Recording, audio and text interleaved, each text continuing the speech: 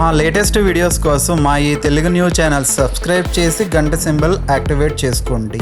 రేపు సెప్టెంబర్ 26 శుక్రవారం, నవరాత్రులలో 5వ రోజు. ఈరోజు ఇంద్రకీలాద్రిపై అమ్మవారు ఏ అలంకారంలో దర్శనం ఇస్తారు, అమ్మవారికి ఏ నైవేద్యం పెట్టాలి, ఏ రంగు చీర ధరింపజేయాలి, ఏ మంత్రం జపించాలి అనే విషయాలను ఈరోజు ఈ వీడియోలో వివరంగా తెలుసుకుందాము. ఫ్రెండ్స్, ఈ వీడియోని స్కిప్ చేయకుండా చూడండి, అప్పుడే మేము చెప్పేది మీకు అర్థమవుతుంది. విషయంలోనికి వెళ్లే ముందు కామెంట్ బాక్స్లో ఓం లక్ష్మీ నమో నమః అని కామెంట్ చేయటం మాత్రం మర్చిపోవద్దు.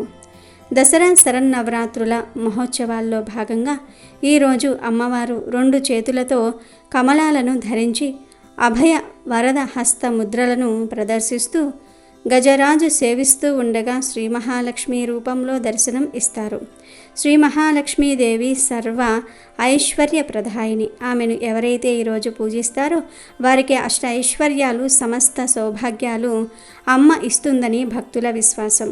ఈరోజు తప్పకుండా ఓం శ్రీం హ్రీం క్లీం మహాలక్ష్మి స్వాహ అనే మంత్రాన్ని 108 సార్లు జపించాలి.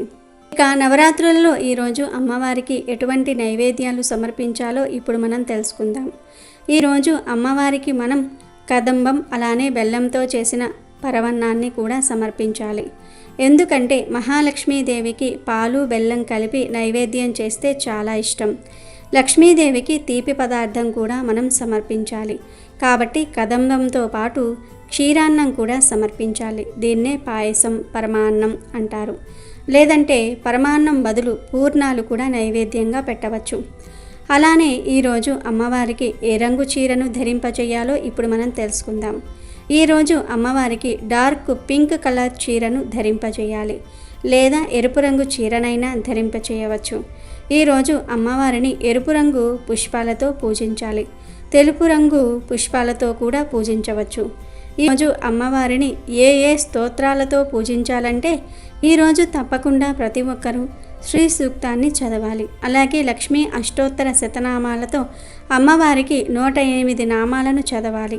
మీ ఇంటిలో వెండి పువ్వులు కానీ బంగారం పువ్వులు కానీ ఉంటే వాటితో కూడా అష్టోత్తరం చేస్తూ అమ్మవారిని పూజించవచ్చు. అలానే శ్రీ మహాలక్ష్మి స్తోత్రం, మహాలక్ష్మి అష్టకం, ఇలా లక్ష్మీదేవి మంత్రాలను చదువుకోవచ్చు. అసలు ఏ మంత్రాలు రానివారు ఓం శ్రీ మహాలక్ష్మీదేవియే నమః అనే మంత్రాన్ని 108 సార్లు జపించిన మంచి ఫలితం ఉంటుంది. ఇలా ఈ రోజున అమ్మవారిని పూజించటం వల్ల సకల సంపదలు, సౌభాగ్యాలు కలుగుతాయని భక్తుల ప్రగాఢ విశ్వాసం.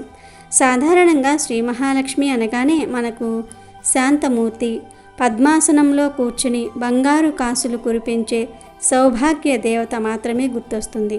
కానీ మహిషాసురుణ్ణి వధించటం కోసం ఆ తల్లే ఉగ్రరూపాన్ని దాల్చింది. శాంత స్వరూపిణి అయిన లక్ష్మీదేవి సంహారం చేయటం ఏమిటి అని మనకు సందేహం రావచ్చు. దీనికి ఒక చక్కని ఉదాహరణ కూడా ఉంది. మనం అన్నం వండుకోవాలంటే ముందుగా బియ్యంలోని రాళ్లను ఏరి పారేస్తాం. ఇంట్లోకి ఏవైనా పురుగులు, పాములు వంటివి వస్తే వాటిని బయటకు పంపించటమో లేదా తప్పనిసరి పరిస్థితుల్లో చంపేయటమో చేస్తాం. ఎందుకంటే వాటిని తొలగిస్తేనే మనం ఇంట్లో ప్రశాంతంగా, సురక్షితంగా జీవించగలం. అదేవిధంగా లోకంలో శిష్టులను అంటే మంచివారిని శిక్షించాలంటే ముందుగా దుష్టులను శిక్షించటం అవసరం. దుష్ట శిక్షణ జరగకుండా శిష్ట రక్షణ సాధ్యం కాదు. అందుకే లోకానికి శాంతిని, ప్రశాంతతను అందించటం కోసం ఆ జగన్మాత ఒక్కోసారి కఠినమైన రూపాన్ని ప్రదర్శించక తప్పదు. లక్ష్మీ క్షీరసముద్ర రాజతనయాం శ్రీరంగధామేశ్వరం అని మనం అమ్మవారిని స్తుతిస్తాం. ఆమె క్షీరసాగర మదనంలో ఉద్భవించిన దేవత. ఆ శ్రీ మహాలక్ష్మి సాక్షాత్తు శ్రీ మహావిష్ణువు యొక్క శక్తి స్వరూపం. విష్ణువు ఈ లోకాలకు స్థితికారకుడు, అంటే ఈ సృష్టిని పరిపాలించి రక్షించేవాడు. అయితే ఆయన తన కర్తవ్యాన్ని సక్రమంగా నిర్వర్తించాలంటే ఆయన వెనుక లక్ష్మీదేవి శక్తి తప్పనిసరిగా ఉండాలి. ఆమె శక్తి లేకుండా విష్ణువు కూడా లోకాలను పాలించలేడు. అందుకే లోకంలో ఎప్పుడైనా అధర్మం పెరిగిపోయి అల్లకల్లోలం పెరిగిపోయినప్పుడు దాన్ని సరిచేయడానికి మహాలక్ష్మి కూడా అవతరించి తన శక్తిని ప్రదర్శించాల్సి వస్తుంది. ఆమె లోకేక దీపాంకుర, అంటే లోకాలన్నిటికీ వెలుగును పంచే ఒక చిన్న దీపపు మూలక వంటిది. ఆ చిన్న జ్యోతి నుంచే ఈ ప్రపంచమంతటికీ వెలుగు ప్రసరిస్తుంది. లక్ష్మీదేవి ఒక్కో కల్పంలో ఒక్కోలా ఉద్భవిస్తుంది. పూర్వం ఒక కల్పంలో దేవతలు, రాక్షసులు అమృతం కోసం పాల సముద్రాన్ని మదిస్తున్నప్పుడు అందులో నుంచి అనేక అద్భుతమైన వస్తువులతో పాటు శ్రీ మహాలక్ష్మీదేవి కూడా ఆవిర్భవించింది. ఆమె చేతిలో తామరపూల మాలను ధరించి పాల మీది మేగడ వంటి పసిడి ఛాయతో యవ్వనంతో తలతలా మెరిసిపోతూ ఉద్భవించింది. ఆమె దివ్యమైన సౌందర్యాన్ని చూసి దేవతలందరూ మంత్రముగ్ధులయ్యారు. ప్రతి ఒక్కరూ ఆమె తమను వరిస్తే బాగుండునని, తమకు భార్యగా వస్తే తమ జీవితం ధన్యమవుతుందని ఆశపడ్డారు. కానీ లక్ష్మీదేవి అందరినీ పరిశీలనగా చూసింది. ఒక్కొక్కరిలో ఒక్కో లోపాన్ని గమనించింది. కొందరిలో కోపం, కొందరిలో అహంకారం, మరికొందరిలో ఇతర దుర్గుణాలు ఆమెకు కనిపించాయి. చివరికి ఎటువంటి లోపాలు లేని సకల సద్గుణ సంపన్నుడైన శ్రీ మహావిష్ణువును చూసి ఆయనను తన భర్తగా వరించింది. ఈ అద్భుతమైన కథను పోతన మహాకవి తన భాగవతంలో ఎంతో రమ్యంగా వర్ణించారు. ఆ కథను మనం చదివితే లక్ష్మీదేవి ఎలాంటి లక్షణాలు ఉన్నవారిని వరిస్తుందో, ఎలాంటి లక్షణాలు ఉన్నవారికి దూరంగా ఉంటుందో మనకు స్పష్టంగా అర్థమవుతుంది. మంచి ఆరోగ్యం, జ్ఞానం, విద్య, సంగీతం, సాహిత్యం, జ్యోతిష్యం, వేదం వంటి సకల విద్యలు కూడా లక్ష్మీదేవి అనుగ్రహం వల్లే మనకు సిద్ధిస్తాయి. ఈ విశ్వంలో కనిపించే ప్రతి ఐశ్వర్యం వెనుక ఆమె అనుగ్రహం ఉంది. కాబట్టి ఈరోజు మీరు కూడా అమ్మవారికి ఈ నైవేద్యాన్ని పెట్టి ఈ రంగు చీరను ధరింపజేసి భక్తిగా పూజ చేసుకొని శుభ ఫలితాలను పొందండి. పూర్వం కాశీనగరంలో ఒక ప్రముఖ వర్తకుడు ఉండేవాడు. అతను ప్రతినిత్యము ధనలక్ష్మీదేవిని ఆరాధిస్తూ ఉండేవాడు. అతని పూర్వీకులు వేసుకున్న తప ఫలంగా, అతని పూర్వజన్మ పుణ్య ప్రభావం వల్ల అతనికి ధనలక్ష్మీదేవి కృప కలిగి వ్యాపారంలో బాగా కలిసి వచ్చింది. సమాజంలో అతని గౌరవం పెరిగింది, పలుకుబడి పెరిగింది. కప్పలుగా చెరువు నిండిన కప్పలు 10,000 చేరు కదరా సుమతి అన్నట్లుగా డబ్బున్నవాడి చుట్టూ అనేక మంది భజనపరులు రకరకాల ఉద్దేశాలతో చేరతారు.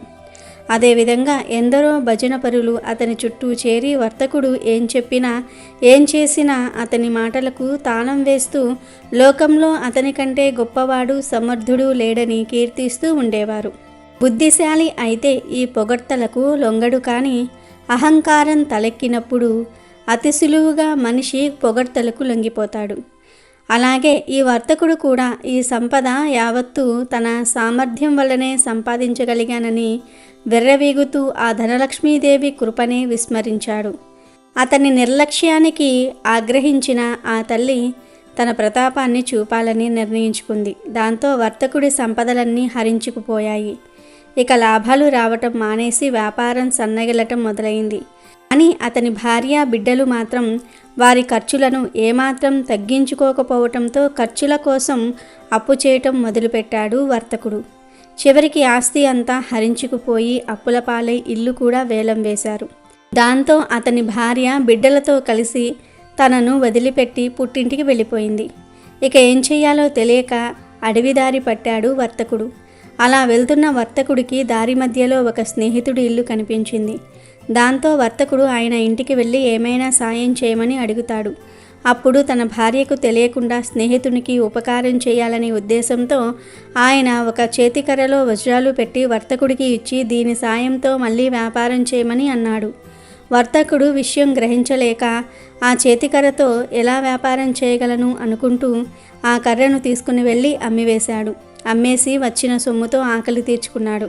అలాగే మరో స్నేహితుడు కూడా ఎవరికీ తెలియకుండా సాయం చేయాలనే ఉద్దేశంతో ఒక గుమ్మడికాయలో కాసులు పోసి వర్తకుడికి ఇచ్చాడు. కానీ దురదృష్టవంతుడైన ఆ వర్తకుడు దాన్ని కూడా అమ్మేశాడు. మరో మిత్రుడు వర్తకుడు సాయంకాలం ఇంటికి వచ్చే దారిలో మొహరీలు గుట్టగా పోయిస్తాడు. కానీ చీకటిలో ఇంటికి వస్తున్న వర్తకుడు అంత ధనం ఎదురుగా ఉన్నా తెలుసుకోలేదు.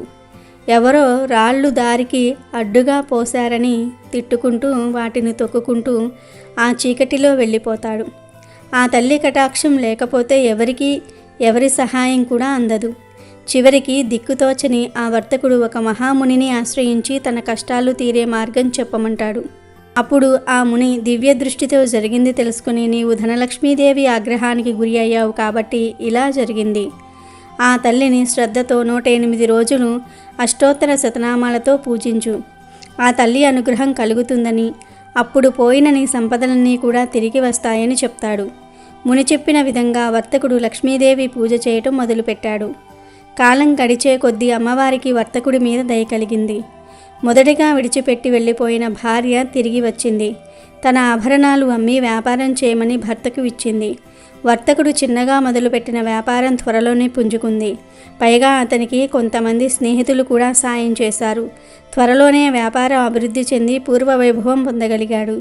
ఈ కథ ద్వారా ఆ ధనలక్ష్మీదేవి మహత్యం ఎంతటితో మనందరికీ కూడా అవగతం అవుతుంది. వీడియో నచ్చితే లైక్ చేయండి, షేర్ చేయండి, బట్ సబ్స్క్రైబ్ చేసుకోవడం మర్చిపోవద్దు.